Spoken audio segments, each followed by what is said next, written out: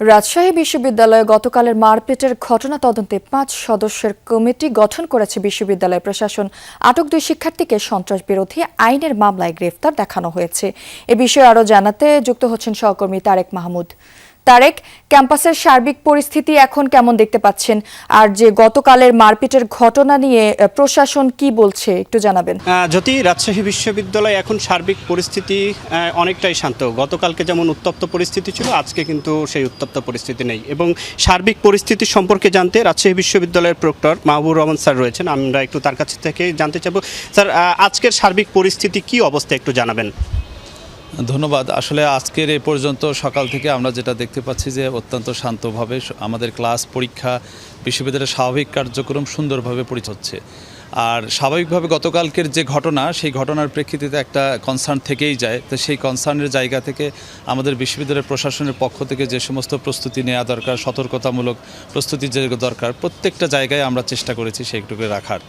আর আপনি জানেন গতকালকে ভাইস চ্যান্সেলর স্যার যেটা তদন্ত কমিটি ঘোষণা দিয়েছিলেন শিক্ষার্থীদের দাবির প্রেক্ষিতে, তো সেই তদন্ত কমিটির তো কাজ শুরু করে দিয়েছে অলরেডি।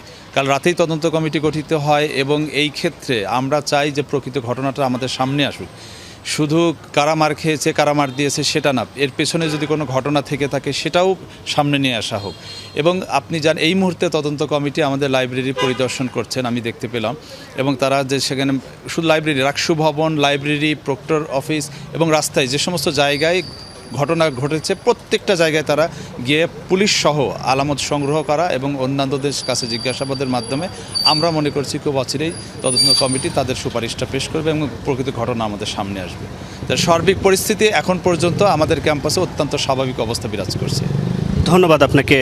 জ্যোতি শুনছিলেন, এবং সেই সাথে সাথে আমি এখন পর্যন্ত রাজশাহী বিশ্ববিদ্যালয়ে গতকালকে যেমন উত্তপ্ত পরিস্থিতি ছিল এবং দুপক্ষের যে পাল্টাপাল্টি যে হামলা, মারামারি এবং লাইব্রেরিতে গিয়ে কিন্তু যে হামলার ঘটনা এবং মারামারির যে ঘটনাটি ছিল, সে বিষয়টি নিয়ে কিন্তু শিক্ষার্থীরা আতঙ্কিত এবং শিক্ষার্থীরা বলছেন এই ঘটনায় যারা দোষী সকলের সুষ্ঠু তদন্ত করে যেন প্রশাসনিক যে ব্যবস্থা এবং আইনগত ব্যবস্থা যেন নেওয়া হয়। শিক্ষার্থীদের প্রত্যাশা কিন্তু সেটি। জ্যোতি। তারেক, সেখানকার বিস্তারিত জানানোর জন্য ধন্যবাদ আপনাকে।